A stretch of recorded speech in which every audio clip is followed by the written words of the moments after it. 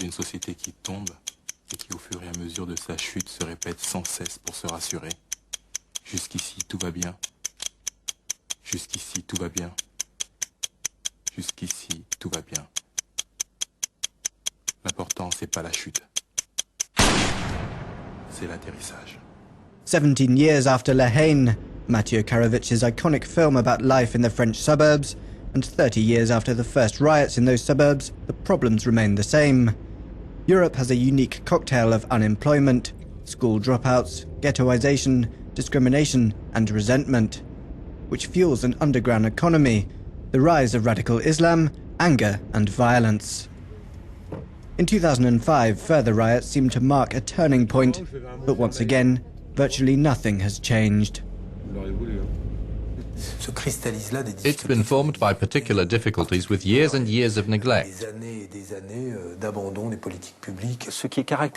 What's characteristic of these public policies is their discontinuity over time, and that the money's not targeted. There's been no real desire to make things happen. We continue to patch things up till there's no more room for patches, and the real problem is never dealt with.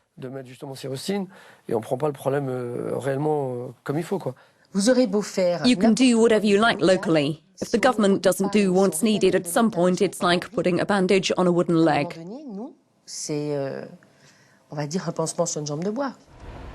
Some say that urban renewal projects just cover things up.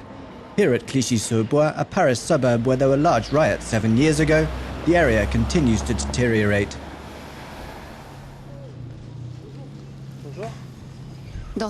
In these towers, there's been no heating for 3 years and no lift either. There's 40% unemployment among the under-25s and an almost systematic refusal to talk.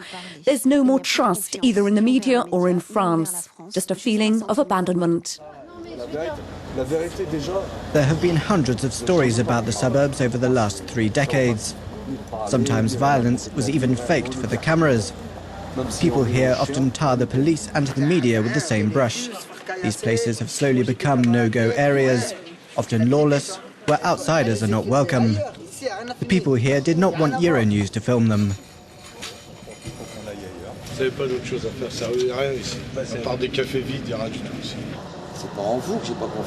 This man says, "It's not in you I don't trust.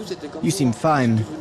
But they're all like you. They all come with smiles, beautiful phrases, nice words, and afterwards there's a problem." Another warns the others not to talk to us. Out of sight, Abdel does agree to talk. He was born and raised in Clichy. He's a self-taught computer graphics designer. His company is getting off the ground slowly but surely. He says it all comes down to the history of France. It's as if France was my father and I was an illegitimate child that he refuses to recognize. Our parents paid their taxes like everyone else and then were cast aside. They were needed to rebuild France after the Second World War, but now they're no longer wanted. They're saying, "Get out of here, we don't need you anymore." Do you feel French? Me, no. Why not? I just don't. What do you feel? I feel suburban. Seriously? Honestly, not at all. I live in France, my culture is French, but when I have problems or when I see that I need help, they're not there.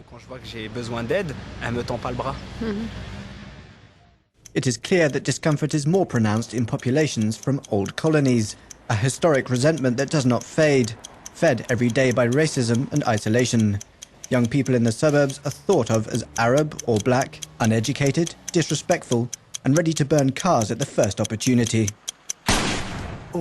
Basically, it's suburban equals young, equals hoods, equals a mess. But stop.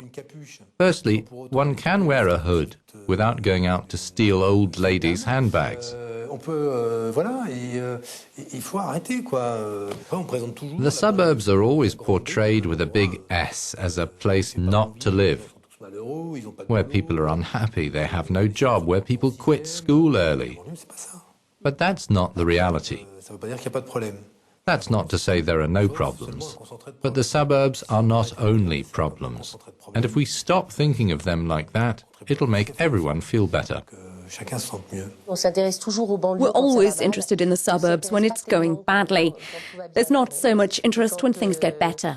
When our crime figures are good, it's not reported. It shouldn't be swept under the rug, trafficking and so on, but at the same time, our neighbourhoods shouldn't be summarised as only that. I'm sick of these people being thought of as lowlifes. I think the day you stop saying, look, it's the entrepreneur who grew up in the suburbs, or it's the black businesswoman, it'll be a big step. Hapsatu Sai has faced many obstacles in her life. The 24-year-old grew up in the suburbs with 8 siblings. She opened her first beauty salon aged just 17. A very young entrepreneur full of spirit, she rejects the idea that young people from the suburbs can't succeed. I'd say someone who comes from a place which is extremely poor and difficult is someone who's been hurt by life and who may be aware of certain things that others who are born with a silver spoon are not aware of. I had this mindset because I saw my father leave the house at 6 a.m. every day to make minimum wage with incredible pride. He never moaned. I never heard him complain. So when you're handed life on a plate, well, you do something with it. Hapsatu is undoubtedly a role model, even if she rejects this status. But how can young people be saved from a vicious cycle, where they fail at school and look for easy money in all kinds of trafficking, and sometimes get involved in radical Islam, which thrives on those who are excluded? There are 3 priorities: education, training and employment.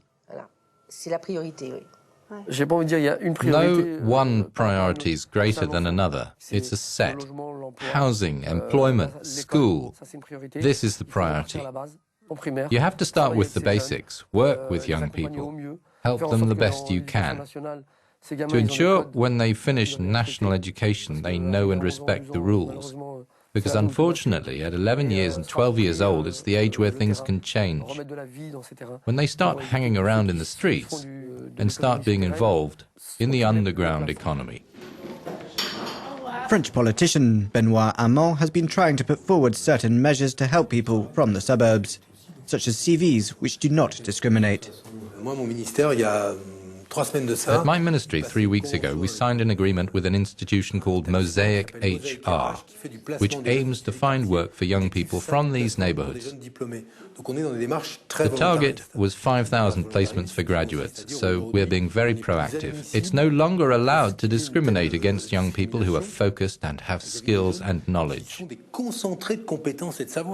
I'm not saying that there's more in the suburbs than elsewhere. There are just as many in the suburbs as elsewhere.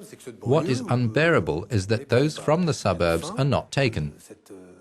And in the end, this discrimination creates despair and sometimes violence.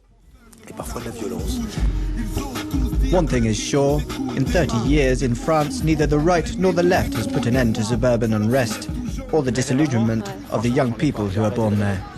My dreams? I've stopped dreaming. It's pointless.